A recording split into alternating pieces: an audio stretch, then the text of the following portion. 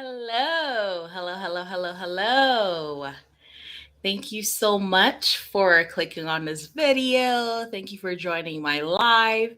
I wanted to hop in here really quickly just to talk about self care when it comes to moms, especially for new moms. So, hi, my name is Ruby, and I am a new mom. I am 9 months postpartum. I had my son last year, and it's been such a joy having him. But it's interesting because before starting this live, I was talking to my husband. I'm like, I'm gonna be talking about all these self care tips, six self care tips for moms, for new moms especially. But I'm like, there are several of them that I probably still need to improve on. So I was telling him that this will be a good accountability for me as well to keep myself accountable in terms of staying on top of it when it comes to self care for new moms. Thank you for joining me on this live. Hope you're doing well. Let me know where you're watching from, what city or state you're watching from. And I'm excited to just chat with you really quickly this morning.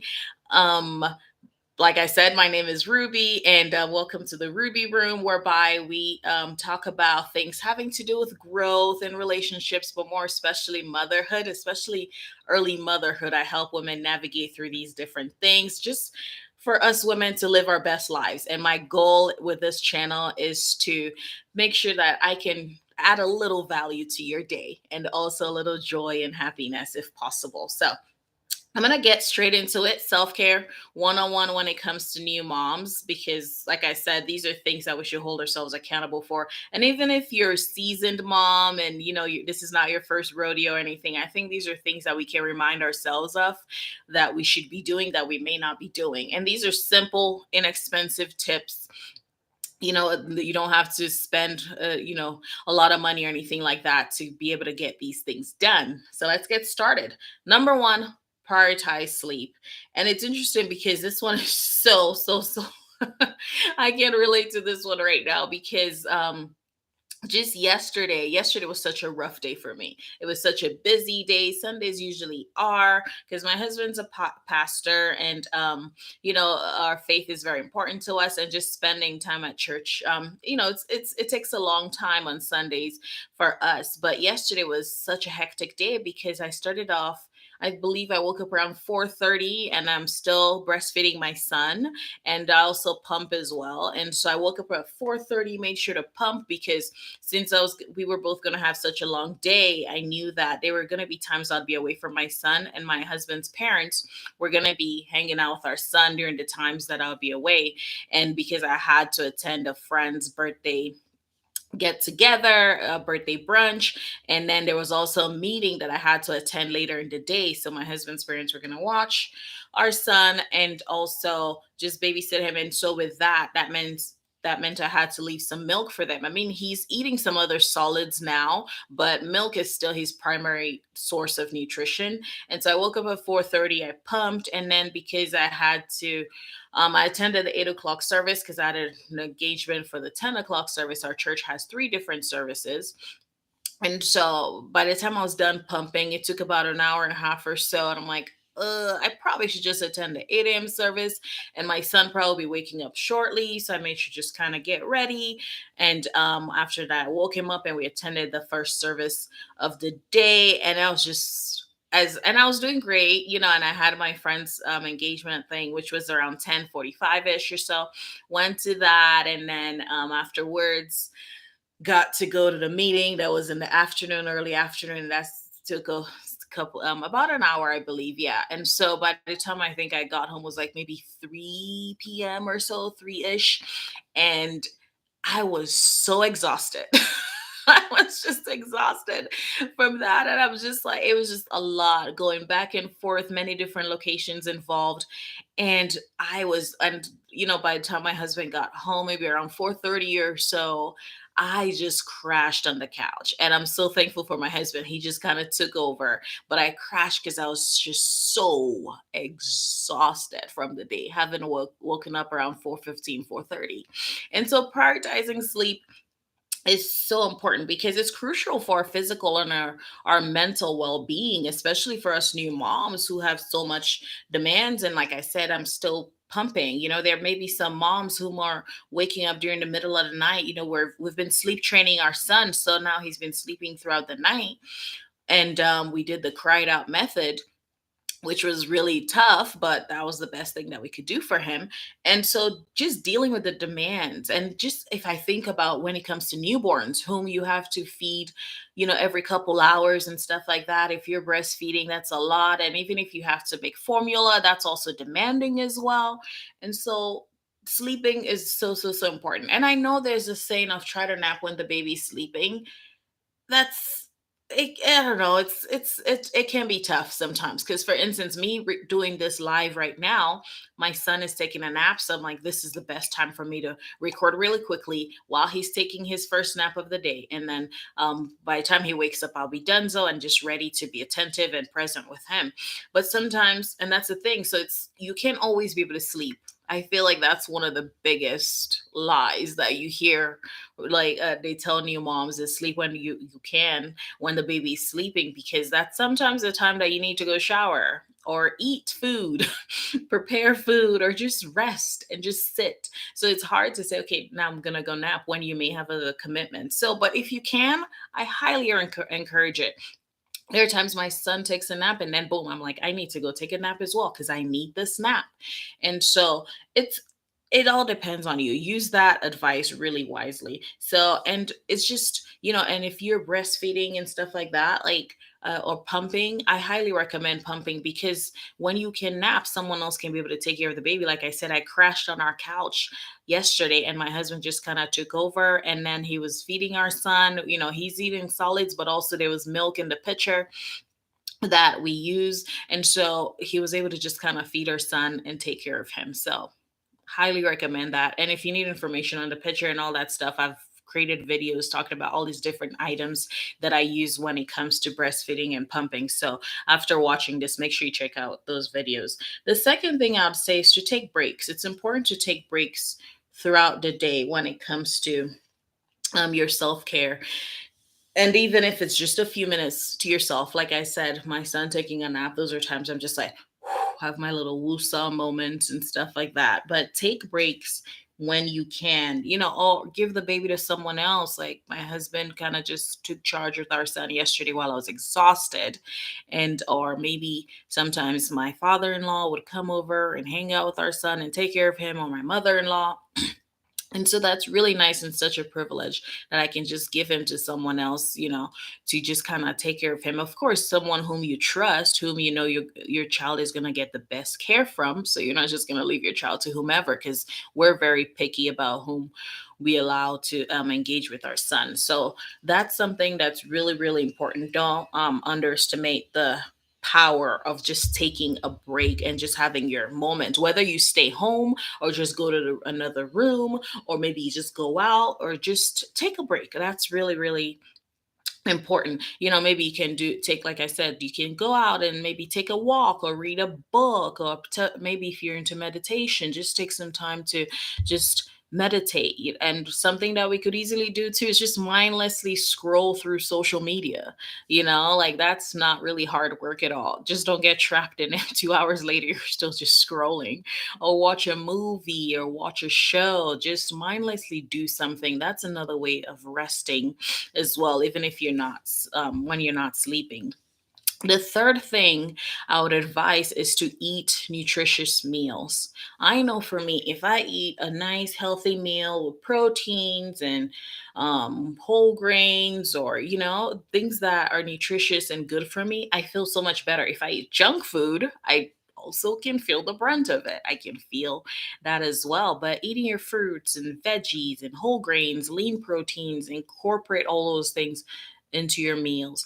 Those are also great ways for you to take care of yourself. That's another great self-care method for you. What you because you need the food to provide energy for yourself. And if you're breastfeeding, you definitely need that. You're eating for two. You're literally eating for two. So you need to make sure that you're taking care of yourself. And like I said earlier, I was telling my husband, these are things I need to hold myself accountable for, because there will be times whereby in the morning my son has eaten about 2 or 3 times already, and I still haven't even had breakfast yet. And so those are things that I have to hold myself accountable to. And I'm here breastfeeding my son, and yet I've yet to have a meal. And so it's so important for us not to forget about that, because as moms, we always prioritize, okay, the baby has to eat, our family has to eat, we have to make sure everyone's okay. So be attentive to eating nutritious meals. Try to incorporate plenty, a whole lot of fruits and veggies and whole grains and proteins into your diet, into your meals throughout the day. Make sure you do that. The fourth tip that I'd give is to stay hydrated.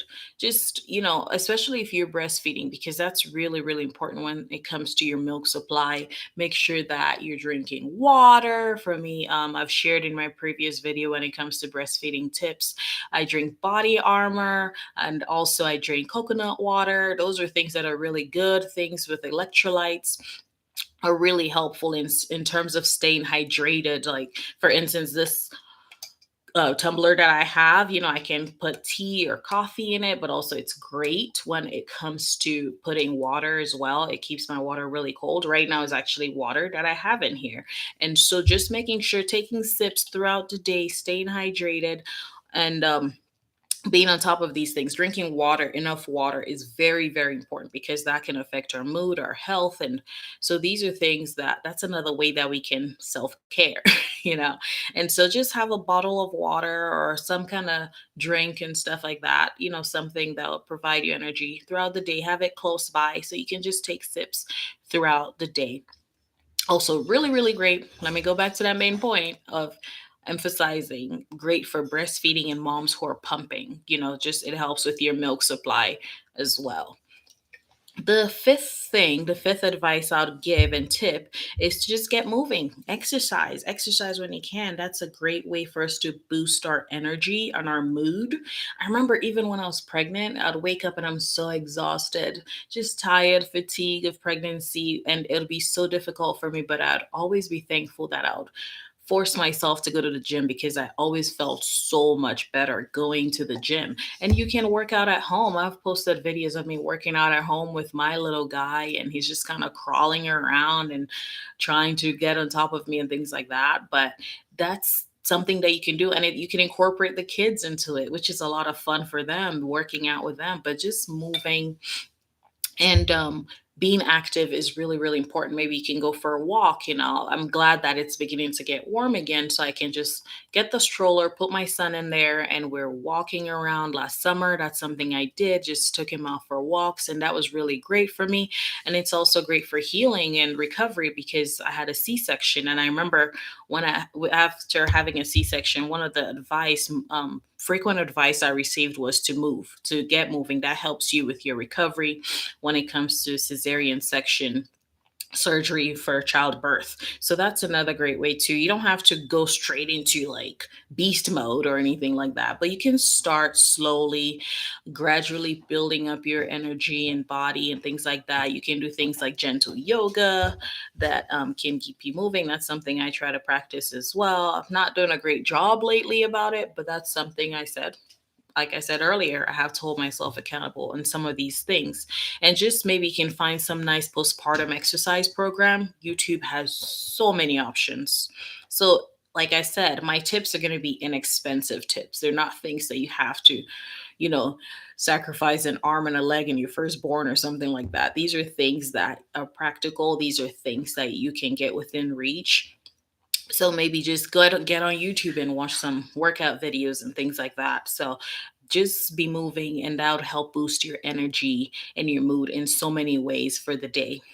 The sixth and final thing that I highly, highly recommend is just connecting with others, connect with other moms. I'm so blessed that I have several friends who are in this same season of life, who just had babies, or they have a bunch of young ones, or moms who are seasoned moms and they have older kids, but they give me great support in terms of just talking with them if I have a question or encouragement, or just shooting the breeze, whatever it may be, because it can be so easy to feel isolated, especially as a new mom, as a first time mom.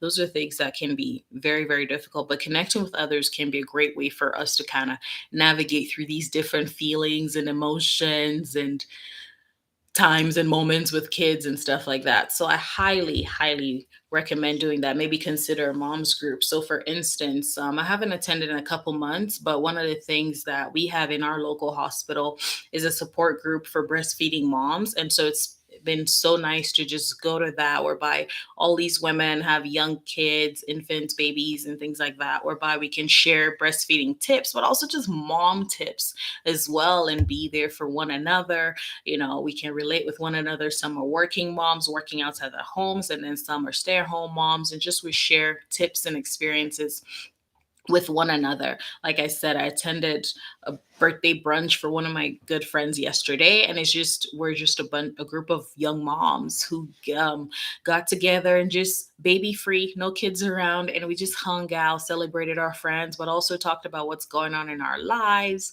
and just laughing and joking, and just sharing, the ups and downs of being a mom. And so that's really, really nice to just connect and just have those moments. That's another great way for self care as well. Or just maybe calling up a friend, talking with a friend on the phone or something like that, going to see a movie or something like that by yourself or with someone else. Those are nice things to do for yourself. Those are great self-care methods that you can do. So I highly recommend you consider these 6 tips that I'm sharing in terms of self-care for moms, especially for new moms, for first-time moms, and just navigating through this beautiful life of motherhood.